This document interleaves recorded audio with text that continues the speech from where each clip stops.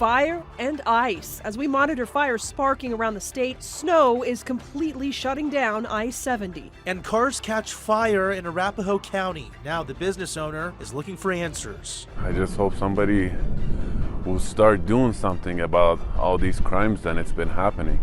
It's hard on business owners. Demanding better working conditions. I'm hoping ultimately that this will motivate people to see the change that can happen. A big step for Colorado baristas, how Starbucks is responding. Plus, put on those dancing shoes. We catch up with Denver 7's very own, who's dancing for a good cause. We begin tonight with a tale of two Colorado extremes, fire and ice. Thank you for joining us tonight at 10. I'm Jacqueline Allen. And I'm Byron Wang. In the mountains, I-70 shut down in both directions for more than 5 hours, and the rest of the state fire bans raised to the next level. Let's start with the ice. You can see the snow-packed pavement on I-70. It caused multiple slide-offs and safety concerns. Crews had to completely shut down the highway between the Copper Mountain and Vail Pass exits around 3:15 this afternoon. They were closed throughout the night. Now, we are learning that westbound I-70 just reopened around 8:30 tonight, and we are hearing that eastbound is still closed. It will be reopened as soon as all the cars are towed away, but a lot of people were stranded for hours because of this. Certainly a lot happening up in that area. Now to the fires. We are tracking two fires that have been burning since yesterday. The Silver Charm fire in Colorado Springs is still sitting at 17 acres with 75% containment. No homes were damaged. The Allen Creek fire in Park County continues to burn tonight as well. So far, it's charred 13 acres. And that's the good news, because these high winds, you can see we're seeing fire restrictions all across the metro. The latest tonight is the city of Lakewood. That city put a fire ban in place for city parks and open space areas, meaning no fires of any kind in these locations, no model rockets, and essentially no smoking outside vehicles or buildings. And take a look at this video from the tiny town of Yuma on the Eastern Plains. Yuma Firemen's Association posted this on Facebook earlier today. An incredible fire breaking out there near Highway 34. It burned almost 4,000 acres yesterday. One home was lost, but that fire is fully contained tonight. Unbelievable images there. And without further ado, let's check in with meteorologist Stacy Donaldson. Stacy, there's a chance of rain coming tomorrow.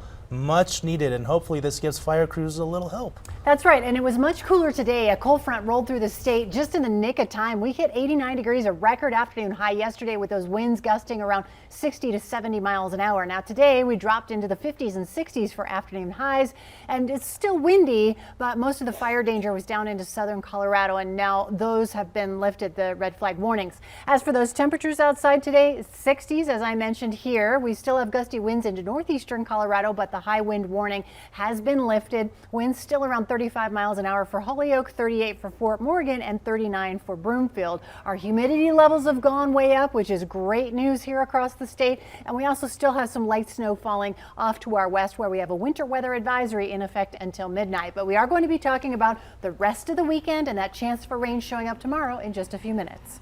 Thanks so much, Stacy. New at 10. One man is dead after a shooting here. This is near the downtown Denver skate park near 19th and Little Raven.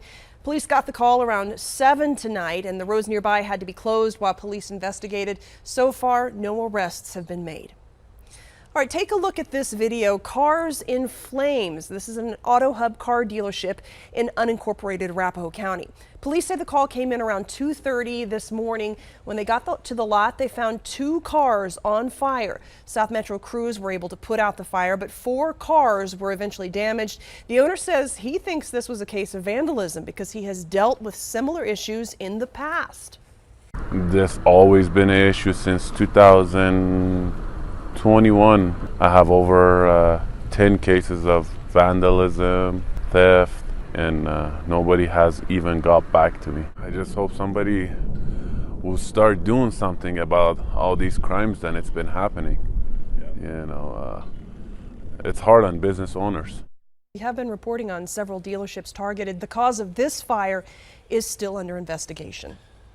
We're learning more tonight about a man from Boulder who set himself on fire at the U.S. Supreme Court building. This incident shut down the area last night and made national headlines as a medical helicopter had to land outside the Supreme Court building.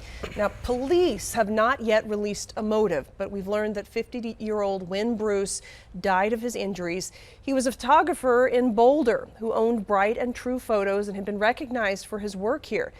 We talked to neighbors in Boulder who say he was quiet, never made any political statements. This week, one neighbor tells us he drove Bruce to an RTD bus stop because Bruce didn't drive. Bruce told him he was going to Denver to meditate. Unbelievable. A Starbucks store in Superior became the first in Colorado this week to unionize.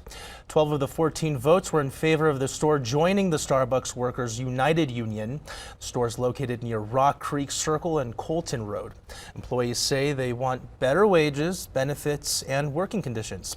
In a statement to Denver 7, a Starbucks spokesperson says, "From the beginning, we've been clear on our belief that we are better together as partners without a union between us, and that conviction has not changed. We respect our partners' right to organize and are committed to following the NLRB process." Several other Colorado stores filed to join the union, but haven't voted to do so quite yet. All right, many Coloradans have donated time and money for the people of Ukraine, but not many have traveled to the war zone themselves. Just 2 months ago, Aiden Sinclair was performing as a magician at the Stanley Hotel in Estes Park. Today, he spoke to Denver 7's Rob Harris from Poland just after crossing the border from Ukraine. And as Rob tells us, this is not his first experience with war. Before working as a magician in Estes Park, Aiden Sinclair was a Marine. But he says this war is different than any he's ever witnessed, and he couldn't just watch it on TV. He had to jump in and help. Every atrocity that happens, they get more defiant. Safe in his hotel room in Warsaw, Poland, Aiden Sinclair describes the devastation he saw firsthand as he delivered medical supplies and body armor to the front lines in Ukraine. Just homes and businesses completely destroyed.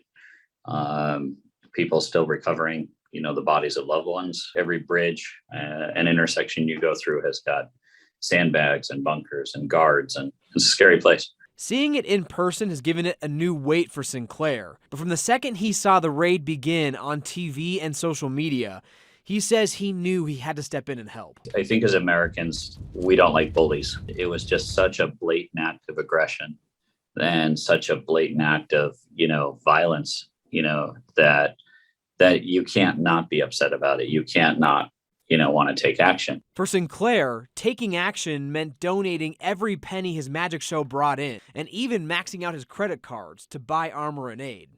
Then he packed it all and trekked it to Ukraine personally on now 2 separate trips. The first trip over, I think it came down to about 3 bags, a big rucksack and 2 bags that I could, roll. The big difference was this time I was carrying by myself 600 pounds worth of gear.